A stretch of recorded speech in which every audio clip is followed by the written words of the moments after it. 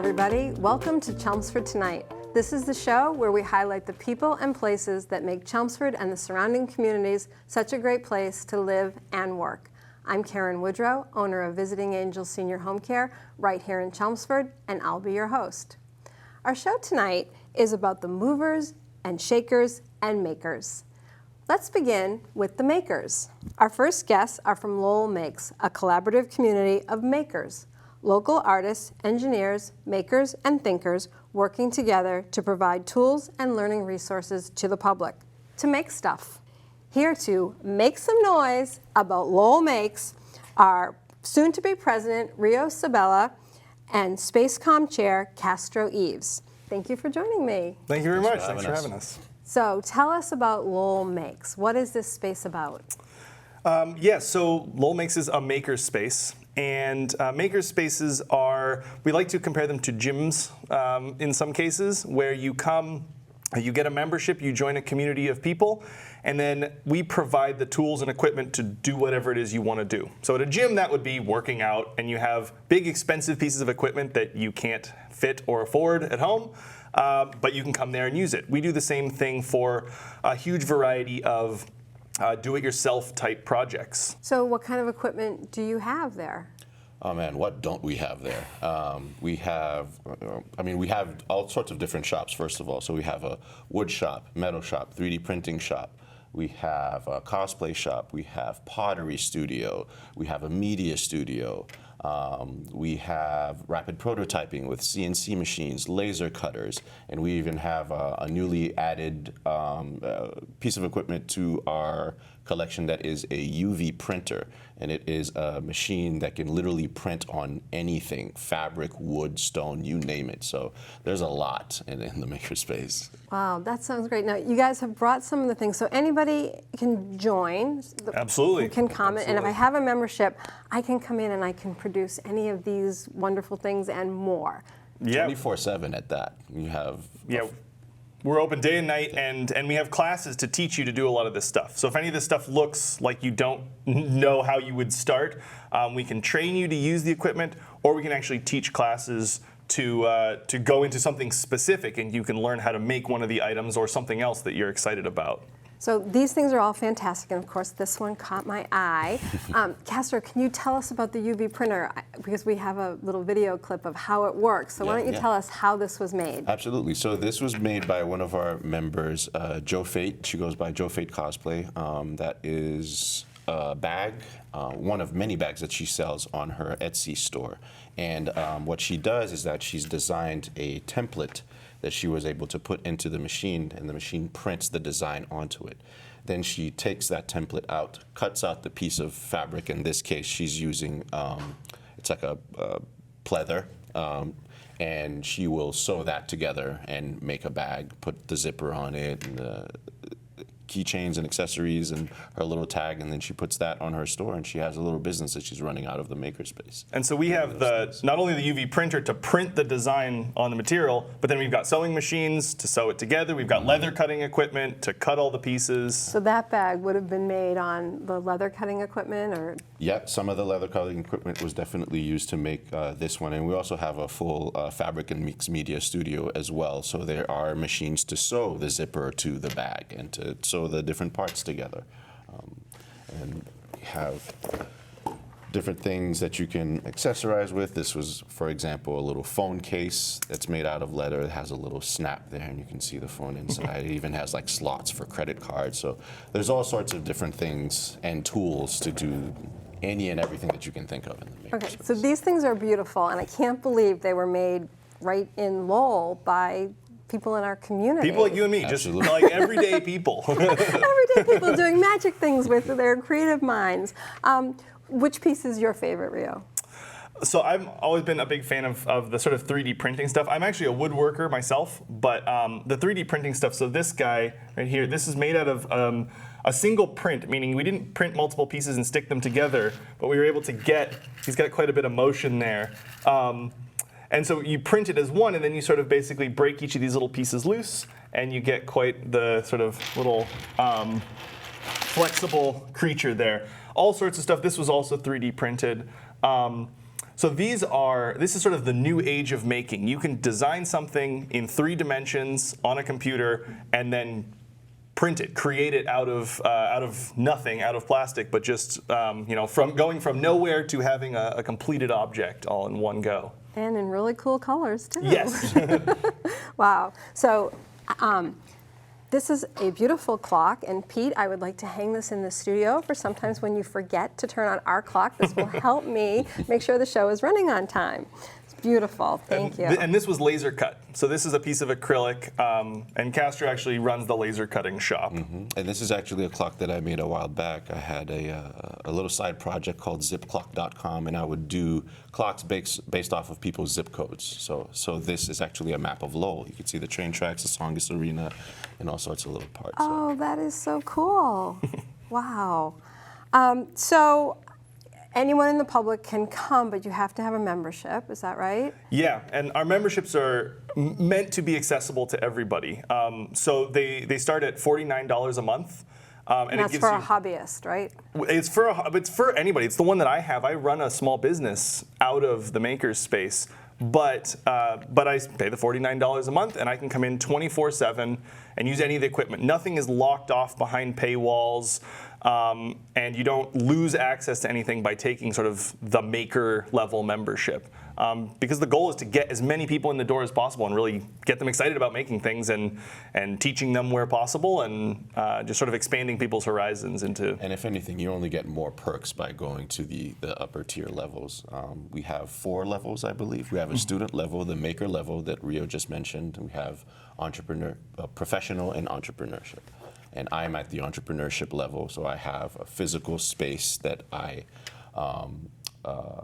wouldn't say rent out, but it's kind of like a private area that I have where I keep all of my tools and equipment, and I run my business out of there as well. Oh, that's great. And we can order clocks from you with that. Oh, that's fantastic. Clocks and props. So if I come to you with no skills, I understand that you offer classes to teach me how to do woodworking, bowl turning, other kinds of interesting things. Absolutely. We offer classes, and how the structure of it is set up is that for a lot of the shops that I mentioned earlier in the beginning of the interview, each one of those has what's called a shop captain, which is someone responsible for that shop as far as like maintaining tools, making sure that people are trained properly, making sure that things are ordered in time so that the shop stays stocked with the necessary consumables and equipment. And the shop captains are responsible for training new members to using the equipment properly and efficiently. And safely.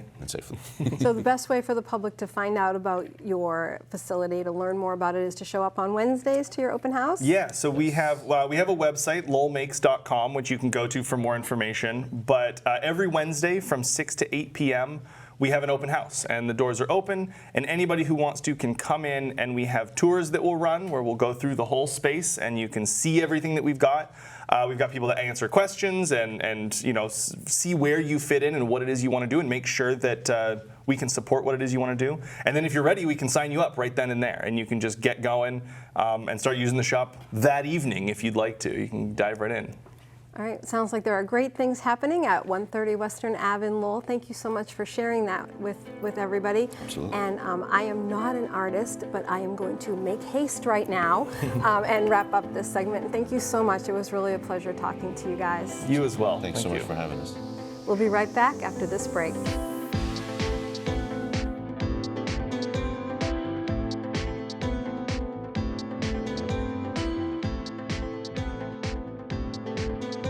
Our next segment celebrates the shakers, those who have shaken off addictions.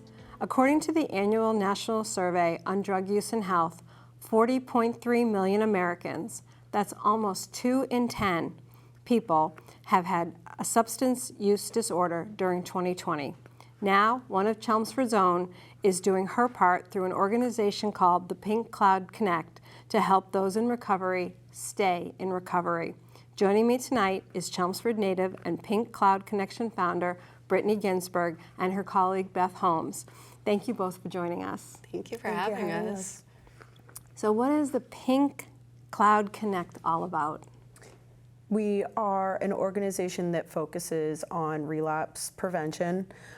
We are more or less breaking or anticipating to break the stigma behind addicts in recovery, and them, it's more or less indicated the recovery community, but we want to sort of blend them into the community itself, not have them two separate entities. So I went on your website, and it really spreads a really great message. It really is communicating helpful points to people that might be struggling from addiction. That 40.3 million Americans suffering from addiction, that is a small number because it has a ripple effect through the families of the person who is addicted. And so it's really affecting a lot more than that. And your website is great. And really, if you have someone suffering from addiction and you don't know where to turn, I highly recommend the Pink Cloud Connect website because it really talks you through what to do. It says if you're new to recovery or new to this issue, you click here, and it has resources for you to turn to, and it even has definitions, like what these things mean. Usually when you're new to something and people say, oh, well, you need a detox house, or you need a sober home, you're like, what? And you guys really clarify what needs to happen. So tell me more about how this started, how you got the name. So I was in recovery myself, and I got to be about 16 months sober and started doing some digging and trying to see where I could get involved in the recovery community to make a change. And I started finding and coming across all these amazing resources and organizations that I didn't know about. So me thinking I was going to save the world, I thought I was going to have to come up with all these programs and stuff, and come to find out they're all right here and readily available. So we're trying to bring those resources front of light to the recovery community. So we're kind of using our we have a little bit of footing still in like the active recovery community with early recovery. So we're kind of utilizing that to blend events. That way we can get people to be showing up to events and having fun and maybe grabbing some recovery information. And they don't necessarily have to be in recovery themselves. They can just be at the event to show support. So we're really just trying to break down barriers that way. Right, and destigmatize it. That, I mean, here you are on Chelmsford TV talking about your situation, that you were an addict and now you're in recovery, and I see you sort of glowing, that you're really proud of this, and I think that helps destigmatize for other people. And so to do that, your goal is to create an engaging, interesting community for people in recovery so they have other people to support them. And to do that, you have made several appearances around town, and we have a video of you at the 4th of July parade, and let's roll that.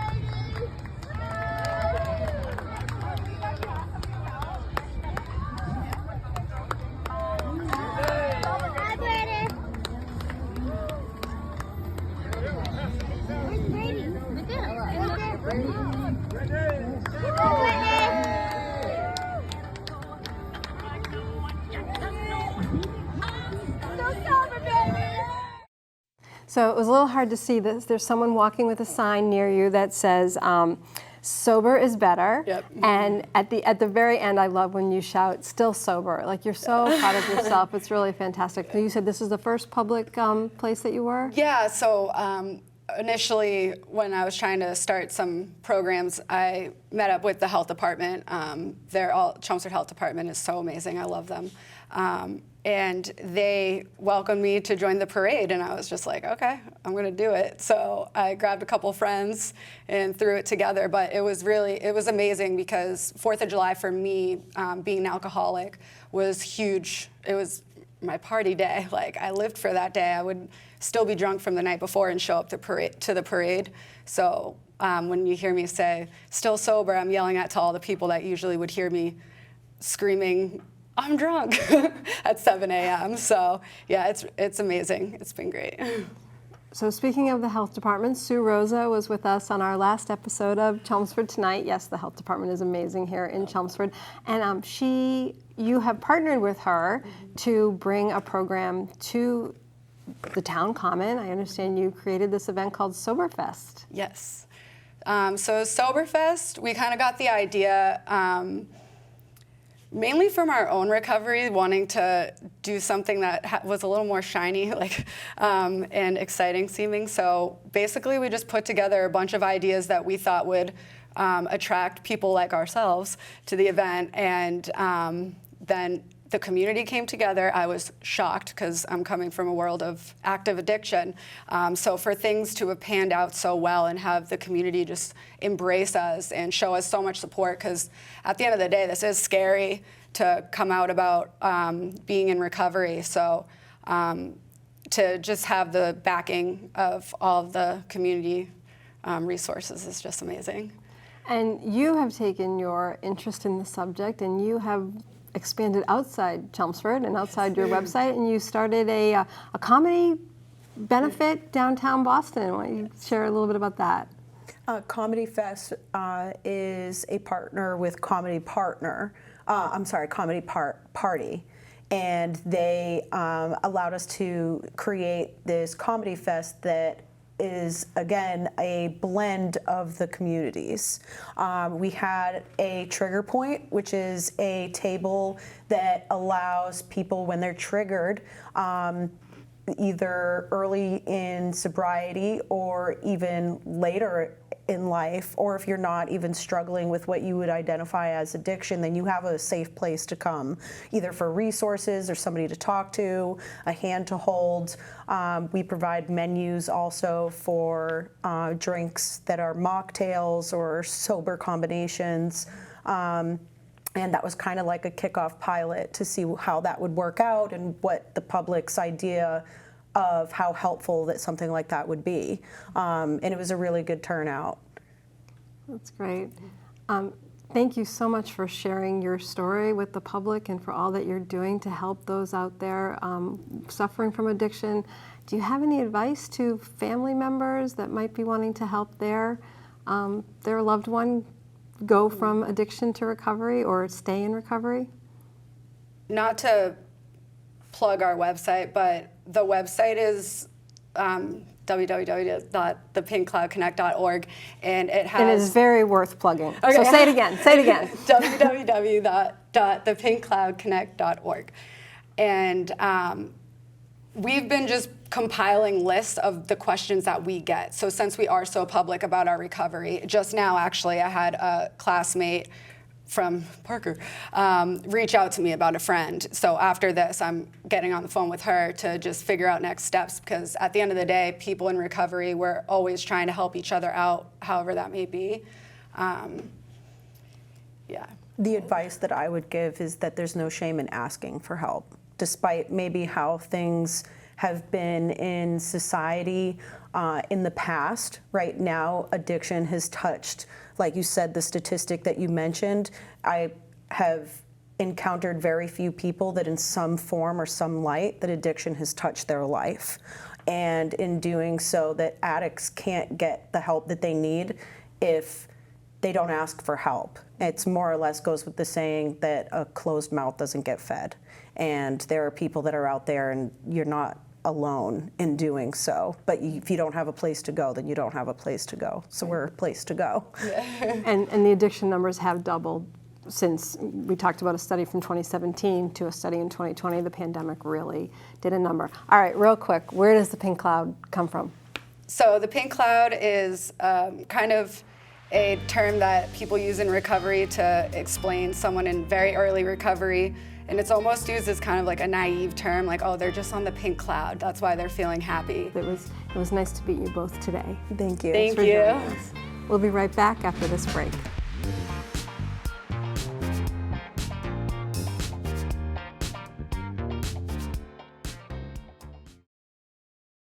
Tandem bikes benefit from an aerodynamic plus, but suffer from a relationship vulnerability. Tandem biking is a team sport, and the majority of teams are couples in a primary relationship. The communication and cooperation tandems require will challenge any sloppy habits couples have. Our relationship began in midlife, and our time on the tandem helped solidify us as a couple. The challenges the bike presented became a metaphor for the work it took for two independent people to pedal their way into a functional team. That was Jay Livingston reading from his new book, In Tandem, Pedaling Through Midlife on a Bicycle Built for Two. And this leads us into our final segment on The Movers. Jay and his wife, Szifra Birke, co-authored this book. They've been partners in their life for a long time, since 1999 when they first met. They are partners on a tandem bicycle. They are partners in life as husband and wife, and we welcome them to the show. Thank you for joining me. Thank you. Thank you. So tell me a little bit about the book and what inspired it. Which one of us wants this? We both are master's level psychology, couples therapists and coaches, and we decided that it would be interesting to look at what that was all about. And Szifra came up with the idea, a tandem is a great metaphor for relationships. So we started kicking ideas back and forth, and eventually that turned into this book. And we thought we brought, besides professionally, we thought we brought some other reason why we might be good people to write a book and share our experience, because we had 38 years of marriage between us when we met. Now, 38 years, there were 5 marriages before this one. Okay, so on average. Well, and the reason for really saying it that way is 5 different marriages, 4 divorces, 1 death is a lot of debris to come into a relationship with. And So you came with a lot of full panniers to the bike. we did. Nice work. We hadn't thought of that one. So yes, we did. There was plenty of baggage, and in that sense, we know statistically that in the U.S., over 50% of first marriages fail. Over 60%, Okay. over 60%, I think it's like 61% of second marriages, and over 70% of third marriages. So the people who are out there, are feeling pretty discouraged about creating a good relationship. So I think we both thought there was something to say about that in a way that could be lighthearted, and as well as offering up something useful. Wow, that sounds great. So riding a bike together, on the same bike, is a lot of partnership. You have to move together. You have to pedal your feet in the same speed or slow down. I need to stop. There's a lot of communication that has to happen. Tell me, do you each sit in the same seat when you're riding, and how does the communication work between you? So you can tell which one talks more. So there are at least a couple of things to say, and please chime in. So our bike is actually one of the few manufactured, well, maybe the only tandem bike where we don't have to have our feet in exactly the same rhythm. So I can be pedaling this way and Jay can be pedaling that way. We need to be in the same cadence, the same speed to add power. But if I want to take a break or Jay wants to take a break, we can do that. So that explains it. Jay walked in without you today, and it shattered me. I'm like, my whole bit is about you guys working together and being partners, yet you arrived at the studio separately. But now I understand, because you each have your own role to play in life and on the bike. And it was important to us that we not be chained together. So independently we can coast and independently start. And it gives us a lot of freedom, and it's been an important part of both the bike and the relationship, yeah. Right. I would say, because we really are well connected. We do a lot of things together. We wrote a book together. We have done professional work together. And you have the same prior. career, same backgrounds. Right. And we ride close to 2,000 miles a year on the tandem. A lot of time. It's a lot of time. Because we're not that fast, because we're older. So we're on for a long time. And at the same time, we do have very different styles and very different needs. So yes, today I had a need to go to the post office first, but that was a small one. Okay, that's allowed. Yeah. So. But Szifra's very fast in the way she approaches life, and I'm a little more slow, a little more contemplative. Early on, we were kind of surprised. Her family survived, some of them survived the European Holocaust. And my family signed the Declaration. I mean, there was like a lot of differences when we got started. Would it be Wow. useful for Jay to read a piece from the book? Because I think you do. Jay captured this so well. I think it would be fantastic. Do you know what page that is, Yep. Jay? Oh, good, because I could find it. Szifra and I are used to spinning through life at very different speeds. She loves social engagements and new activities. Unusual people, quirky restaurants, and new acquaintances charge her batteries. I like to untangle the details of interactions and glide through periods of quiet introspection. A known restaurant allows me to focus on my dining companion. A new restaurant allows her to make a new friend of the waiter. From the beginning, we worked to fashion a life that left each of us room to do our thing while still moving our relationship forward. It and we thrive in spite of, probably because of our differences. Wow, that's really beautiful. You did capture it. So my husband and I have been married for 25 years, and we own a business together. So like you, we spend a lot of time together, and it's interesting navigating our personal relationship and our professional relationship. And do you have any more advice for us? We don't bike on one bike together. We do bike sort of, he's on his bike and I'm on mine doing my thing, and we run together. But do you have advice for us on how to be successful in both of our marriage and our business relationship? You may have heard the thing that a tandem, wherever your relationship is headed, a tandem will get you there faster, because so many people have a hard time working together on the tandem. But we found that if we can really address the issue of when mistakes happen, when tension happens, taking 100% responsibility on each of us for how we resolve the thing, how we recover from whatever's gone on. Right, so easier said than done, and we're certainly not perfect with this, and the readers will discover that in the book In Tandem, that we're a far cry from perfect at doing this. So it seems like it's natural to want to defend yourself. I really wonder if, there's some biological fight. We're in fight or flight, right? So there's a way in which our brain wants to throw the blame somewhere else to relax. And yet, human beings survive because of the community. We hunted as a group. We defended ourselves as a group. So someplace we've got to drop this sort of blame predator mindset and get into community mindset and keep the community strong and tight and connected. Yeah, and I would say in our relationship, Jay is the person who does 100% responsibility faster and more often than I do. And it really does open the door then for me to do the same thing. It's harder for me to initiate that. So turning back to your question, if one of you is able to gather yourself and not be in that defensive fight or flight mode, there's a much easier chance to build that alliance back. Right. So I think you guys have us in the right gear. Absolutely. This book really sounds wonderful. Thank you for sharing it with us. I know you've been out in the community doing some book readings and sharing it with the public, which it's a biking book, an exercise book, a workout book, and it's also sort of a therapy couples book. Which department, when I walk into the bookstore, am I going to find it in?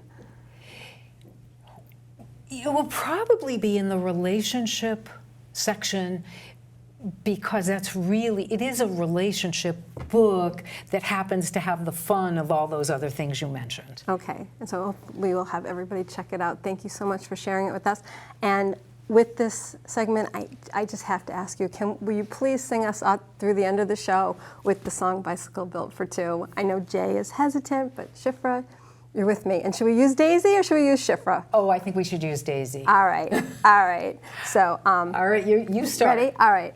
Daisy, Daisy, give me your answer true. I'm half crazy, all for the love of you.